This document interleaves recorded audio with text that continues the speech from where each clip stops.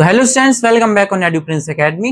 इस वीडियो में हम क्लास 9th का जो मोशन चैप्टर है ना, फर्स्ट पार्ट में हमने इंट्रोडक्शन पढ़ लिया था। अब हम इसको कंटिन्यू करेंगे। इस पार्ट में हम डिस्टेंस और डिस्प्लेसमेंट के बारे में पढ़ेंगे, ठीक है। और एक बात और कि अब से आपको डेली रेगुलर वीडियोस मिलती रहेंगी, तो सब्सक्राइब किया है तो अच्छी बात है, नहीं किया है तो सब्सक्राइब कर लेना और नोटिफिकेशन बेल को भी ओपन कर लेना, जिससे नोटिफिकेशन मिलते रहे, ठीक है। चलो आगे करते हैं, स्टार्ट करते हैं इसको। तो सबसे पहले डिस्टेंस क्या है, व्हाट इज डिस्टेंस। तो क्या है distance? Actual length of path covered bye a moving body. मतलब कोई बॉडी ने जितनी एक्चुअल लेंथ कवर की है वो हमारा डिस्टेंस कहलाता है। मतलब टोटल कह सकते हो, टोटल डिस्टेंस या total length covered by the body. Total path covered by the body is called distance, known as distance, ठीक है। टोटल लेंथ, मान लो कोई व्यक्ति है, ऐसे यहां गया, फिर वापस आया, फिर मान लो दूसरी जगह गया, तो जो टोटल डिस्टेंस उसने चला, तो टोटल दूरी चली, वो डिस्टेंस है, ठीक है। डिस्टेंस एक स्केलर क्वांटिटी है, ठीक है। इसकी एसआई यूनिट क्या होती है? मीटर, ठीक है।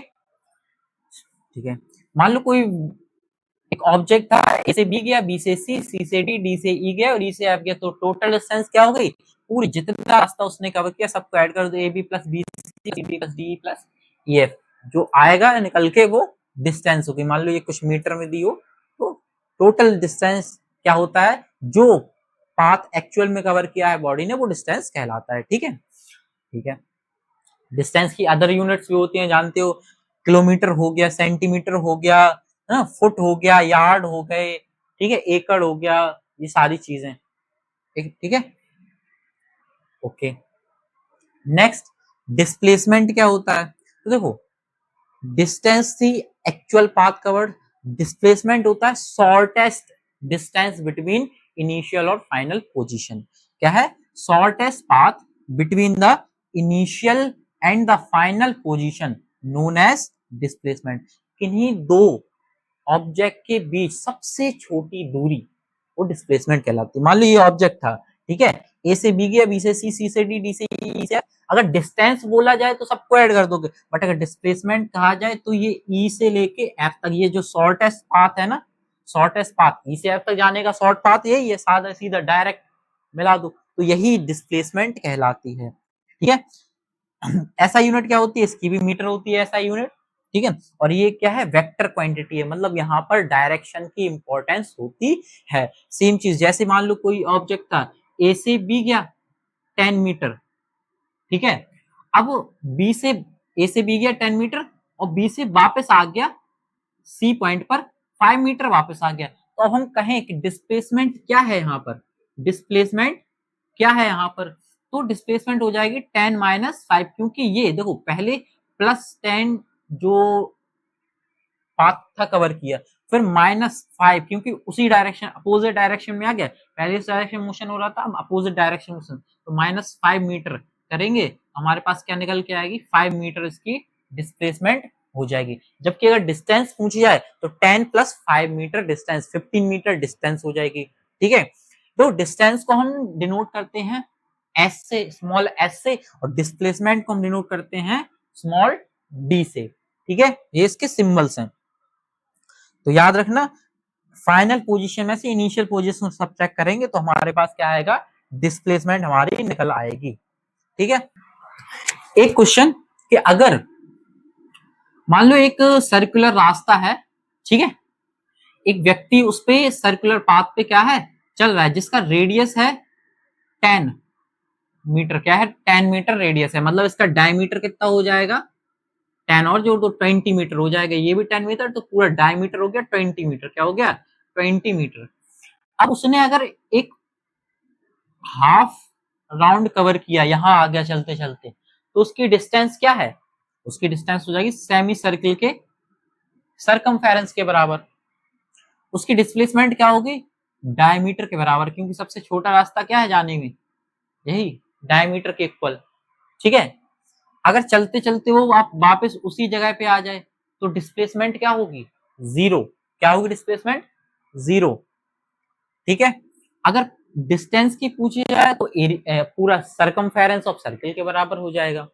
ठीक है, तो हमें क्या पता चला कि डिस्प्लेसमेंट जीरो हो सकती है, डिस्टेंस कभी भी जीरो नहीं हो सकता, हमेशा डिस्टेंस पॉजिटिव होता है, लेकिन डिस्प्लेसमेंट पॉजिटिव भी हो सकती है, निगेटिव भी हो सकती है और जीरो भी हो सकती है। सपोज कोई ऑब्जेक्ट का 5 मीटर चला इस डायरेक्शन में, तो मोशन हो रहा है इस डायरेक्शन में, अब वो 10 मीटर पीछे आ गया कि नहीं, तो डिस्प्लेसमेंट कैसी है, निगेटिव हो गई। कैसी? क्योंकि फाइनल पोजीशन बड़ी हो गई इनिशियल पोजीशन से। ठीक है, तो वही सेम चीज है। तो इसी में टाइप्स ऑफ डिस्प्लेसमेंट, 3 टाइप के डिस्प्लेसमेंट होते हैं, पॉजिटिव, निगेटिव और जीरो डिस्प्लेसमेंट।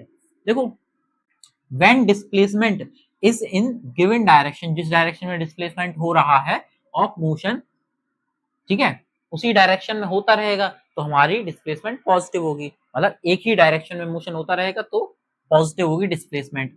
या हम कहें कि initial position is less than the final position, initial position छोटी हो फाइनल पोजीशन से, तो हमारी डिस्प्लेसमेंट पॉजिटिव होगी। क्या हो? इनिशियल पोजीशन छोटी हो फाइनल पोजीशन से। देखो, इनिशियल पोजीशन, ये रही इनिशियल पोजीशन, ये फाइनल पोजीशन, ये छोटी होगी इससे, तो सब्ट्रैक्ट करेंगे, क्या आएगा? पॉजिटिव आएगा। क्या आएगा?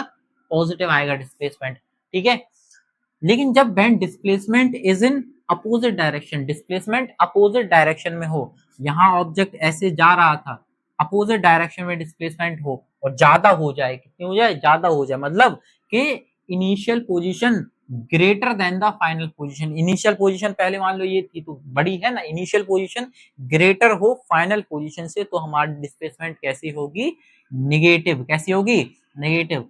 तो देखो, ये इनिशियल पोजीशन यहाँ थी, ये ओरिजिन है। क्या है? ओरिजिन के रिस्पेक्ट में बात चल रही है। ठीक है, रेफरेंस पॉइंट पढ़ा था ना, तो ओरिजिन के रिस्पेक्ट में, तो इनिशियल पोजीशन ये रही, फाइनल पोजीशन ये है।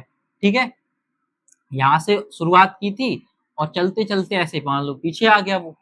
ठीक है, पहले आगे गया फिर पीछे आ गया, तो इनिशियल पोजीशन क्या है? ग्रेटर है फाइनल पोजीशन से, तो इस केस में जो हमारा डिस्प्लेसमेंट होगा वो निगेटिव होगा। Third, zero displacement. Zero displacement क्या है? When the final position and the initial position lie on the same point, जब फाइनल पोजीशन और इनिशियल पोजीशन सेम पॉइंट पर हो तो दोनों इक्वल होंगे। इस केस में हमारे डिस्प्लेसमेंट क्या हो जाएगी? जीरो हो जाएगी। क्या हो जाएगी? जीरो हो जाएगी।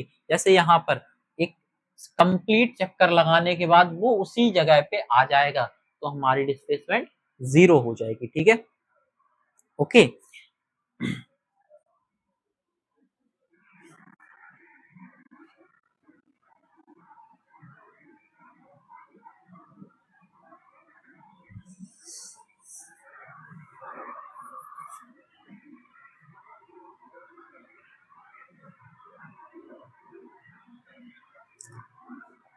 ठीक है, तो अब दोनों में डिफरेंस देख लो, क्या डिफरेंस होता है। तो देखो, डिस्टेंस क्या है?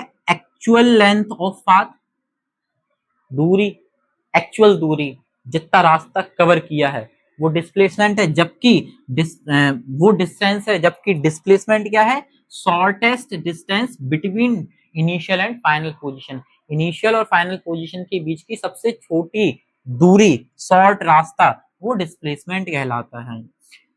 डिस्टेंस को हम एस से डिनोट करते हैं, डिस्प्लेसमेंट को डी से, स्मॉल डी से, इसको स्मॉल एस से, उसको स्मॉल डी से।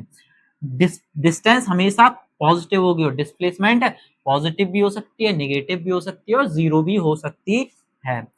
डिस्टेंस स्केलर क्वांटिटी है, सिर्फ मैग्नीट्यूड है उसके पास, जबकि डिस्प्लेसमेंट के पास डायरेक्शन भी है, इसलिए वेक्टर क्वांटिटी है, मैग्नीट्यूड प्लस डायरेक्शन।